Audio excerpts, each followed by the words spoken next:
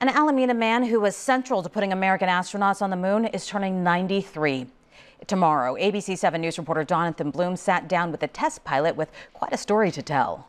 Hello, Apollo 11, Houston. Long before Neil Armstrong sat in the cockpit of Apollo 11, he sat side by side with this man. I had many hours of flying the capsule on the return flight, penetrating the Earth's atmosphere. Wallace Johnson is the world's expert at landing an Apollo spacecraft, even though he never left Earth. Newspapers called him the ground astronaut. My wife called me a half astronaut. Johnson still flies planes even in his 90s, but he wasn't always a pilot. He joined the Navy at 16 as a sailor, even served aboard this ship, the USS Hornet, which is now a museum just up the street from his home. I was the chief electronics technician on the Hornet. And it was that experience that made him the perfect test pilot in the wake of the fatal fire that killed 3 Apollo 1 astronauts. You can see here that I'm pretty worn out. I've been in and out of that capsule I don't know how many times. In simulations, Johnson helped find the electrical problem that started the fire and the design flaw that kept the crew from opening the hatch. This is me here.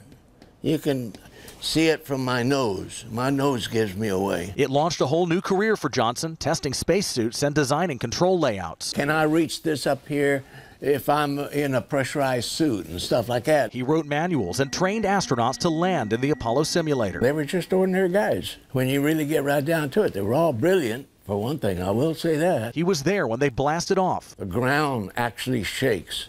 Your body actually vibrates. And though he was never aboard that rocket, he helped those who were get to the moon and get home safely. In Alameda, Jonathan Bloom, ABC 7 News.